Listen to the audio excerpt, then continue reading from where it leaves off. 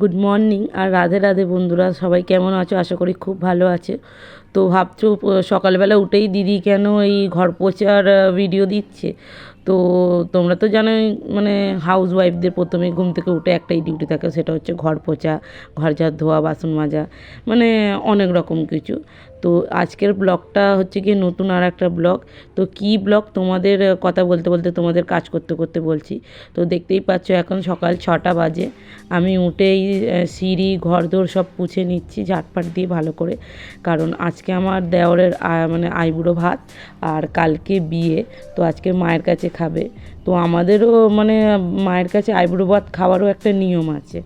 আমাদের আঁশ খায় না, নিরামিষ খায়। তো তোমাদের সঙ্গে শেয়ার করব কী কী নিরামিষ রান্না হচ্ছে আর কেন নিরামিষ খাওয়া হয়। তো সব কিছু তো জানোই যে হাত দিতে হবে, পরিষ্কার করতে হবে। আর তাছাড়া একটা বিয়েবাড়িতে কতটা কাজ থাকে আর সব কিছু নোংরা হয়ে থাকে, ঝাঁটফাট দিয়ে পরিষ্কার করতে করতেই সময় কেটে যাবে।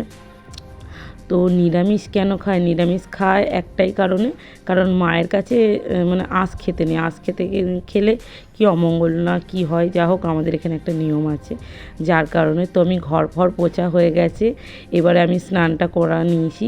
স্নানটা করে আমি এবারে ভালো করে চুলটা মুছে নেবো, কারণ চুলের জল আর চুল ছেড়েও আমি থাকতে পারি না। তো চুলটা একটু ভালো করে মুছে নিয়ে আর চিরুনি দিয়ে একটু আঁচড়ে আবার চুলটা যেমন বাঁধা ছিল গামছা দিয়ে বেঁধে নেবো।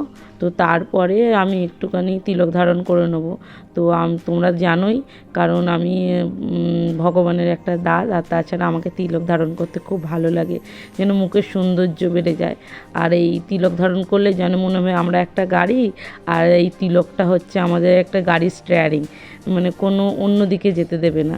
তো যাই হোক, তোমরা প্রথম থেকে শেষ পর্যন্ত ব্লগটা দেখবে। প্রথমে সিঁদুরটা পরে নেবো, তারপরে তিলক মাটিটা হাতে ভালো করে গঙ্গা জল দিয়ে গুলে তারপরে তিলক ধারণ করে নেবো। তারপরে ওইদিকে পুজো পাঠ করে বাবুকে তুলে তারপরে রান্না করতে যাব। আপাতত এখন এই যে গঙ্গা জলটা নিয়ে নিলাম, নিয়ে এই তিলক মাটিটা করলাম। তো আমাকে মানে আমি যে দিন থেকে ভক্তিপথে এসেছি, আমার যে এত আনন্দ এত মজা, মানে জীবনে কিছু দুঃখই লাগে না, যেন মনে হয় সব কিছুই আনন্দের, সব কিছুই ভালো। ঠিক আছে, জীবনে কিছু কষ্ট হলেই আর মানে কোনো মানে কষ্ট হোক যে যাই হোক, ভগবানকে সবসময় স্মরণ করি, তুমি আমার সঙ্গে আছো। তো এই তিলক ধারণেরও মন্ত্র আছে, ওং ভগবতে ওং কেশবায় নমঃ বলে 3বার বলে এই তিলক ধারণ করতে হয়। তারপরে এই যে তিলক ধারণ করে বাবুকেও তুলে নেবো, পুজো পাঠ করে নেবো। তারপরে তোমাদের আবার একটা আসবো আবার সঙ্গে, তোমাদের সঙ্গে আরেকবার।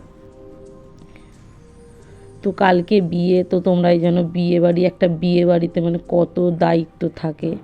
সকাল থেকে উঠে বর দিয়ে, মানে আমার যা আর আমি দুজনে ভোরবেলায় উঠেছি, আমার শাশুড়িও, 4জনে ভোরবেলায় উঠেছি। এই যে দেখতে পাচ্ছ আমার যা, বড় যা, মানে কাঠে ভাতটা করছে, আর এদিকে আমি গ্যাসে ভাজা ভুজি আর ডাল তরকারি চাটনি এসব করে নিচ্ছি। কারণ গ্যাসে ভাতটা করতে গেলে অনেকটাই খরচা হবে, মানে গ্যাস খরচা হবে আর কি। আর এখন যা গ্যাসের দাম, মধ্যবিত্তদের গ্যাসের দাম তো প্রচণ্ড, যার কারণে মানে মানে গ্যাস একটা অতজনে রান্না করতে গেলে শেষ হয়ে যাবে। এদিকে দেখতে পাচ্ছ আমি ভাজা করছি, আমার দেওর এসে আবার মুড়ি চাইছে। আমি বললাম যে না, তুমি মুড়িটা নিয়ে নাও।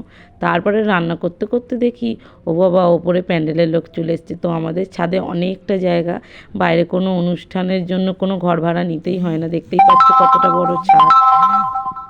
তো ওই ছাদের মধ্যেই প্যান্ডেল হয়ে গেছে আমাদের, প্যান্ডেল হচ্ছে, এই যে প্যান্ডেলওয়ালা দাদা এসে গেছে।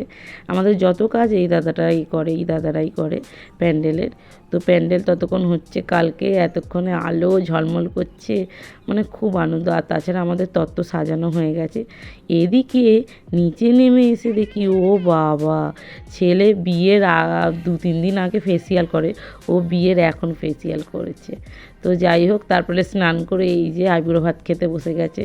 তো কী কী খেতে দিয়েছিলাম ওকে, কুমড়ো ভাজা, আলু ভাজা, ভাত, শাক ভাজা, উচ্ছে ভাজা, ডাল, চাটনি, পায়েস, তারপরে দই, মিষ্টি।